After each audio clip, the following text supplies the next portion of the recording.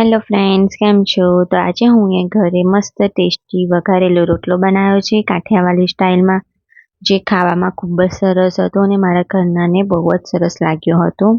તો એના માટે અહીંયા હું એક રોટલો લઈ લીધો છે, જેને આપણે એકદમ નાના ટુકડાઓમાં કટ કરી લઈશું.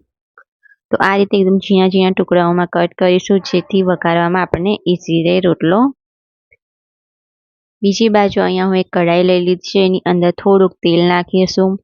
તેલ ગરમ થાય ત્યારબાદ આપણે અંદર રાઈ નાખીશું અને અડધી ચમચી જેટલું જીરું નાખીશું. પછી 2 થી 3 લસણની કળી અને 1 મરચાંને કટ કરી લીધા છે, તો એને બી નાખી દઈશું. જીરું અને રાઈ થોડુંક શેકાય એના બાદ આપણે 4 થી 5 કળી લીમડાના પત્તા નાખીશું અને 1 સમારેલી ડુંગળી નાખીશું. એને બી તેલમાં મિક્સ કરી દઈશું. ડુંગળી થોડી ગોલ્ડન બ્રાઉન થાય એના પછી આપણે અહીંયા સમારેલું ટામેટું નાખીશું. અહીંયા હું 1 ટામેટું લીધું છે અને સમારી લીધેલું છે. પછી અહીંયા હું હોમમેડ લસણની ચટણી બનાવી હતી, તો 2 ચમચી લસણની ચટણી નાખ્યું છું.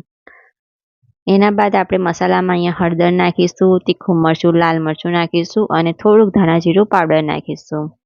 એને આપણે ડુંગળી અને ટામેટાને મિક્સ કરી દેવાના છે મસાલામાં. એના પછી આપણે સ્વાદ અનુસાર મીઠું નાખીશું અને આપણે પછી છાશ નાખીશું. મેં અહીંયા થોડીક ખાટી છાશ લીધેલી છે, જેનાથી રોટલાનો ટેસ્ટ ખૂબ જ સરસ આવશે. તો છાશ ઉકળવા દેવાની છે 5 થી 10 મિનિટ માટે આપણે. તો છાશ ઉકળી જાય બાદ આપણે અહીંયા રોટલો જે તોડેલો હતો તો એ નાખી દઈશું અને રોટલાને સરખી રીતે મિક્સ કરી દઈશું.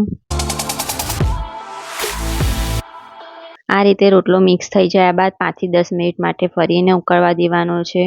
એ ઉકળી જાય બાદ ઉપરથી આપણે ધાણા નાખી દઈશું અને ધાણા નાખીને આપણે એને મિક્સ કરી દઈશું. પછી આપણે એક પ્લેટમાં આપણે એને સર્વ કરી દઈશું.